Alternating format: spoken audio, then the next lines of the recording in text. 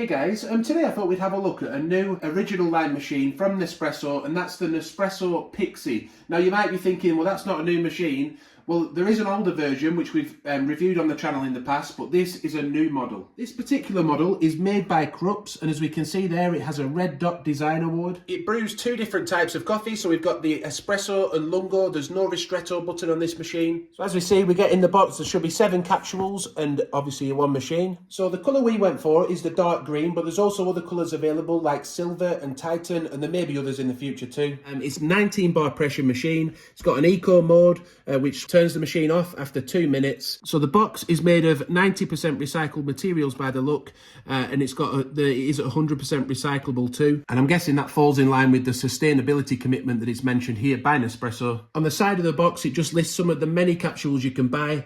So there are decaf options available, single origin options. You can buy Lungo pods specifically for Lungo, and also barista creation pods, which will be specifically for milk. In case you're wondering, by the way, this machine does take compatible capsules that you can get from a supermarket, such as Starbucks and Lower. These are 2 examples of those. But yeah, we have reviews of some of these on the channel. We've got lots of Nespresso content on the channel. The UK RRP on this machine, by the way, is 169.99, so nearly £170, but I got mine on Amazon a bit cheaper, so I'll leave a link in the description. And there was also a deal on it where I got 50 free pods, but that may or may not be available when you come to purchase. And the final thing I wanted to mention, which I found interesting, is a 15-year repair at a fair price guarantee. So I'm not sure, I haven't actually tried that out, but it does seem that if you go to Nespresso, you'll be able to get it repaired if something does go wrong within 15 years. So let's get inside the box then and have a look. I am actually quite excited to have a look at this because I quite like the look of it, the design, the new model. It seems to have some quite sharp lines on it that make it quite stylish, but we'll see. We've got some leaflets inside. Scan me to claim your offer. I'm wondering if that's the free pods or something like that. Anyway, we've got our manuals all wrapped up nicely with a nice paper band. And yeah, don't forget, you might need to register for your warranty or guarantee. Don't forget to look into that. So let's get the machine out of the box and have a quick look at it. It's a nice simple machine, isn't it, this one? So we've got our 7 free capsules. Again, scan me, claim your offer. So let's have a look what's in here then. I mean, it's not a lot of capsules to come with, 7. I'd prefer more, but it's better than nothing, isn't it? So we've got your Istanbul Espresso, that's quite a nice one, that, nice and rich. Scuro, good for milk-based drinks, one of my favourite ones with milk-based drinks actually. And Ristretto is a classic, isn't it? Oh, it's come with the Arpeggio Decaffeinato, that's another good capsule, but there's a new version of this, isn't there? I haven't tried it yet though. And yeah, a single origin pod and a Lungo.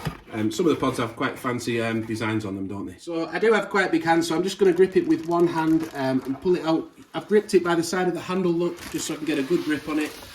Turn it round and we get our first look at the machine, well we will in a minute. So yeah, it's got a bit of cellophane on it, so we'll just have to get that off. Let's have a look. So if you pull it off from underneath, it will come off. You don't have to tear it all apart, so you keep it intact in case you need to return it. So that's our first look at the machine then. There is a sticker with your serial number on, so I'll just peel that off. You'll want to get that off and keep your serial number so you can register for your warranty or claim any offer that you want to claim. But yeah, at first glance, the drip tray has a metal effect to it, so that's quite good. And the sides also, well, it doesn't seem very metally, does it? But my experience with the Pixie, the old model, is that it's a nice robust machine, quite long lasting. It is loud, it does make quite a racket when you're using it, but we're going to try it out on video in a minute and see if that is still the case. It's got the look of the old Pixie, but with some new clean lines, slightly different design and slightly different colours. The power cord, by the way, is 80 centimetres, just in case that affects where you're wanting to put it in your kitchen. There does seem to be some room underneath there as well for a bit of a cable tidy, doesn't there? Maybe you could push some of the cable up there if you wanted to make it a bit shorter. So to insert a capsule on this machine, you just raise the lever, drop the capsule in and then push the lever back down again. The drip tray lifts up and down, and also the used capsule holder lives behind that drip tray, so you pull that out. You'll find the used capsule holder which holds roughly between 8 and 9 capsules comfortably, while still being able to operate the handle and also being able to reinsert it into the machine. There are 2 buttons on it, as we said, an Espresso and a Lungo button, and the water tank easily releases from the back. And the listed volume capacity of the water tank on the Nespresso website is 0.7 litres, which is enough to get you, what, roughly 6 Lungos and many more Espressos than that. So we'll give you some dimensions then. On the Nespresso website, it gives them in millimetres. I find it a little bit confusing, so I'll switch it to centimetres. So it's roughly 11.6 centimetres wide, 32.4 centimetres deep, and 23.4 centimetres high. And those measurements obviously include all of the handle and the drip tray that extend outwards. The weight of the machine is 2.47 kilograms, so it's a fairly sturdy machine. It's an A+ energy rated machine, and I'll just give you a quick measurement of the temperature of the espresso as well, just in case you're interested in that. So I am actually quite familiar with these machines because I've had a Pixie before, but it is asking us to do a first rinse on it to get any chemical elements out of the machine that may be left inside, any residue. So to do that, we just put some water in the tank, which we've done, enough for at least 3 Lungos. It's asking us to just then start the machine off. So when it's flashing, that means it's heating up. And then when the light goes solid, that means it's ready to use. And it's asking us to pour 3 Lungo shots into a container of water that will hold, obviously, at least 330 ml. You're probably best off going for something at least 400 ml. And obviously, don't forget to plug it in. So we've got our container ready. Now let's turn the machine on for the first time by pressing the Lungo button. You'll see it will flash. It used to say about 25 seconds heat up time, didn't it? But I found the more modern machines do tend to heat up a bit quicker than that. We'll put on screen how long it took exactly. Also, we can expect it to be very loud when it first kicks off, and that's because it will be dragging water into the machine. There'll be no water inside the machine yet. It will quieten down slightly when there's a bit of water in there. So let's press the Lungo button for the first time, and let's see if it's still a loud machine like it used to be.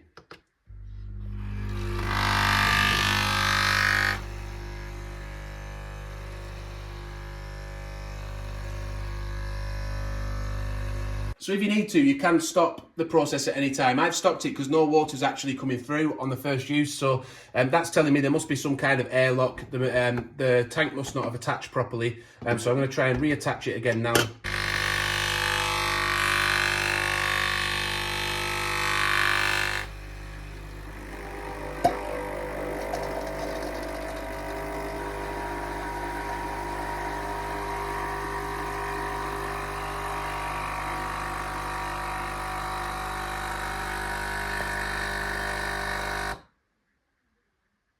So yeah, to get the machine actually working, we did have to pop the water tank on a couple of times. We removed any excess water by dabbing it away, and then we reinserted the water tank again a couple of times, and eventually there must have been some kind of airlock in there, but it released that and water started to flow through. I'm only including that in the video in case you come up against the same problem trying to set it up. It may be a little tip for you, a little tip and trick to get over that problem. So I actually found that to be quite a bad sized container for the process because it was being blocked by this part of the mechanism on the drip tray. So I've got a travel mug now instead. This is a medium Nomad travel mug from Nespresso. We've reviewed these on the channel along with other Nespresso travel mugs.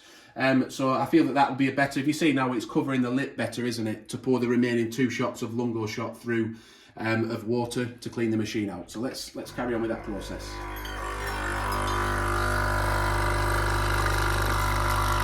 And just one more shot then of Lungo, and we'll have our 3 shots in then.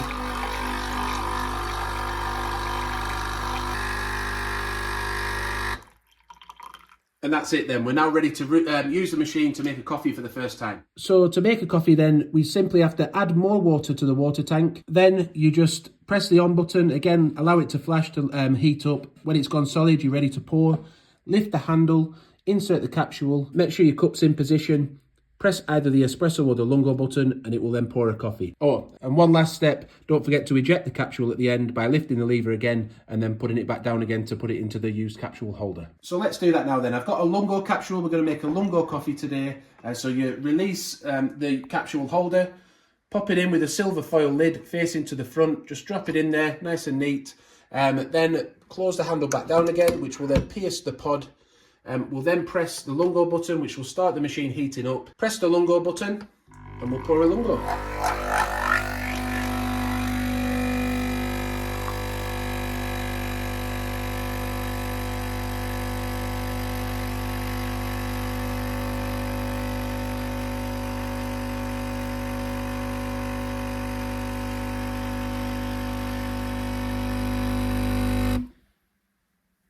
The aroma coming from that is lovely. If we look at the crema on top, we've got a rich crema. Let's take it off the shelf.